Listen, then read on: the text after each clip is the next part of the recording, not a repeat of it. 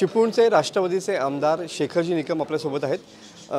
निकम साहेब, ज्या पद्धतीनं RSSचा प्रचाराची अभिनंदन या ठिकाणी केलेलं आहे शरद पवार साहेबांनी, राजकीयदृष्ट्या तुम्ही या मुद्द्याकडे कसं बघता? कारण का शरद पवार साहेबांना तुम्ही जवळून बघितलेलं आहे। नाही, साहेबांनी त्यांनी केलेलं मायक्रो प्लॅनिंग आणि कशा पद्धतीने काम करावं लागतं आणि कार्यकर्ता म्हणून त्यांची काय पद्धतीने काम केलं ह्याबद्दलचं त्यांचं ते विधान आहे। आणि मलाही अनुभव आहे ना की माझ्याही निवडणुकीमध्ये ज्या पद्धतीने त्यांनी काम केलं आहे ते म्हणजे आमच्या कल्पनेच्या बाहेर होतं की आम्हालाही माहीत नव्हतं की अशा पद्धतीने ते काम करू शकत असतात।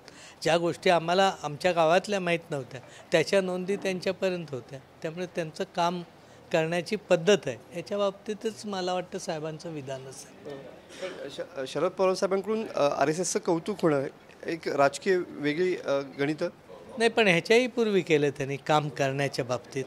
काम कसं करावं हे कार्यकर्त्यांना त्यांच्याकडून शिकावं हे साहेब नेहमीच आम्हाला सांगत होते त्याही वेळी आम्ही एकत्र। त्यामुळे काय फार वेगळं नाही त्याच्यात। बरोबर। पण शरद पवार साहेबांच्या गटानं या ठिकाणी राष्ट्रवादीमध्ये यावं असा एक प्रवाह सध्या आमदारां खासदारांमध्ये आहे, खास करून चंद्रजी पवार गटातल्या। त्याच्याबद्दल काय वाटतं तुम्हाला? या सगळ्या गोष्टीमधून यावं हे योग्य असेल? पहिली गोष्ट, ह्या विषयात तुम्हाला काय सांगावं एवढा मी नक्की मोठा नाही किंवा माझ्या पण माहिती असण्याचा काही संबंधच नाही। मी एक साधा आमदार आहे, जसे अनेक जण आहेत तसं। त्यामुळे हे गोष्ट वरच्या लेवलची मला काही याची कल्पना नाही। कोणी कोणात यावं कोणी कोणात जावं हा ज्याचा त्याचा प्रश्न आहे।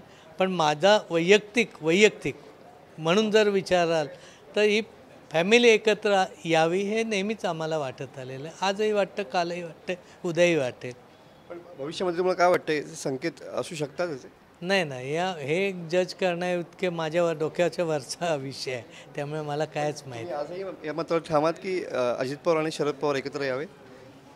हे केव्हाही ना, जो राष्ट्रवादीचा कार्यकर्ता आहे तो प्रत्येक जणाला असंच वाटणार ना। शेवटी एकत्र यावं हे कोणाची भूमिका नसेल, मला तर वाटतं सगळ्यांचीच असेल। आले तर खूप बरं होईल असं प्रत्येकालाच वाटतं ना। येतील की नाही मला माहीत नाही, तो काय वेगळा विषय।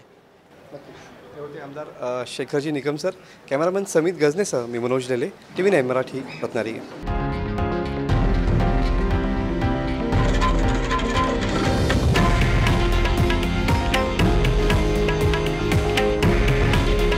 हे आहे देशातील नंबर 1 न्यूज नेटवर्क आणि आपण पाहत आहात TV9 मराठी।